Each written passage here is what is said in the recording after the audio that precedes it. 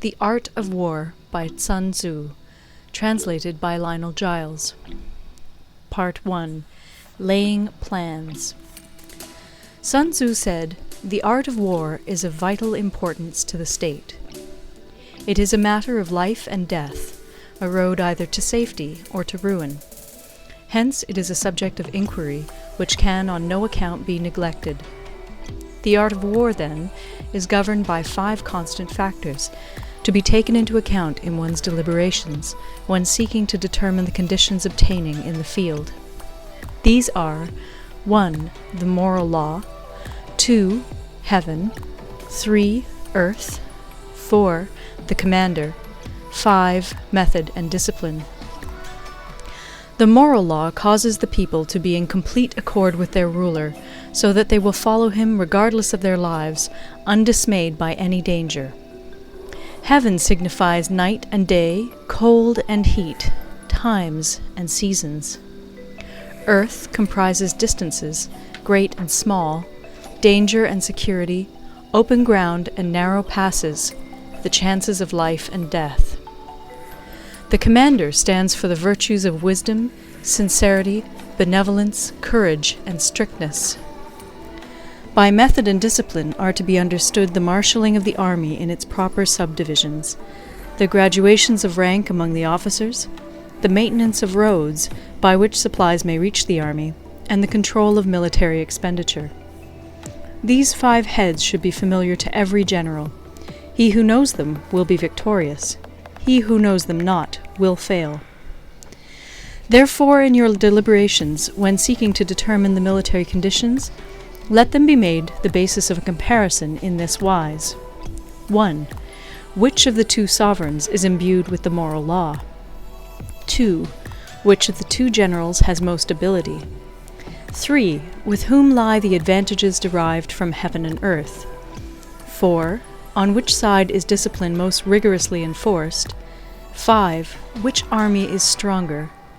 6. On which side are officers and men more highly trained?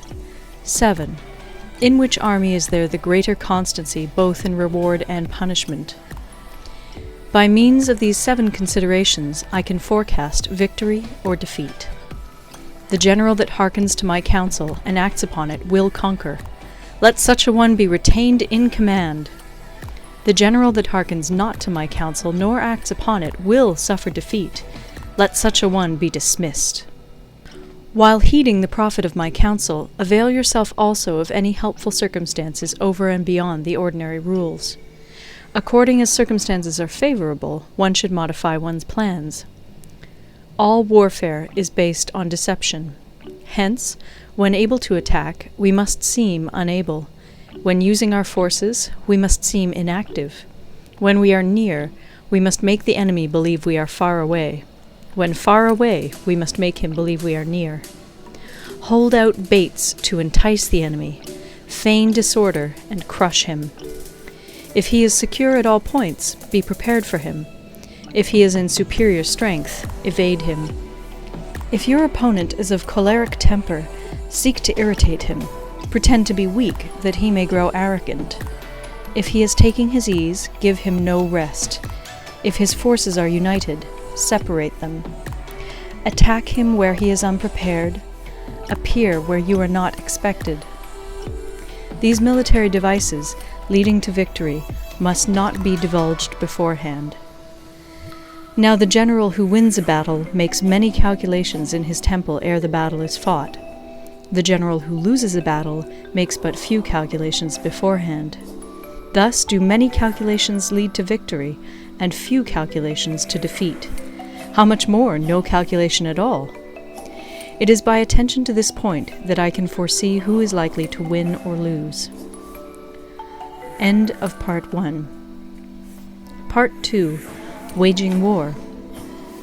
Sun Tzu said, "In the operations of war, where there are in the field 1,000 swift chariots, as many heavy chariots, and 100,000 mail-clad soldiers, with provisions enough to carry them 1,000 li, the expenditure at home and at the front, including entertainment of guests, small items such as glue and paint, and sums spent on chariots and armor, will reach the total of 1,000 ounces of silver per day.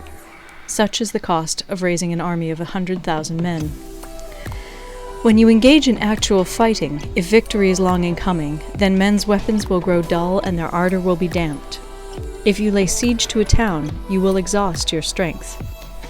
Again, if the campaign is protracted, the resources of the state will not be equal to the strain. Now, when your weapons are dulled, your ardor damped, your strength exhausted, and your treasure spent, other chieftains will spring up to take advantage of your extremity.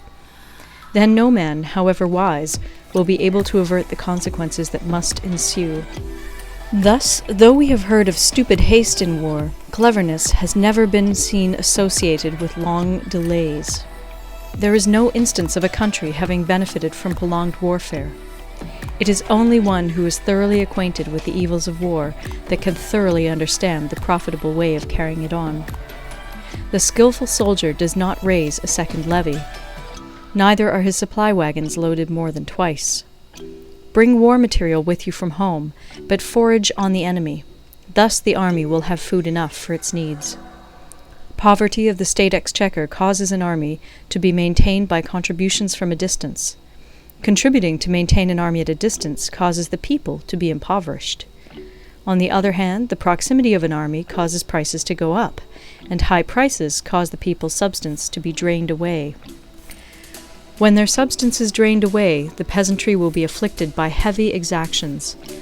With this loss of substance and exhaustion of strength, the homes of the people will be stripped bare, and 3/10 of their income will be dissipated, while government expenses for broken chariots, worn-out horses, breastplates and helmets, bows and arrows, spears and shields, protective mantles, draft oxen, and heavy wagons will amount to 4/10 of its total revenue.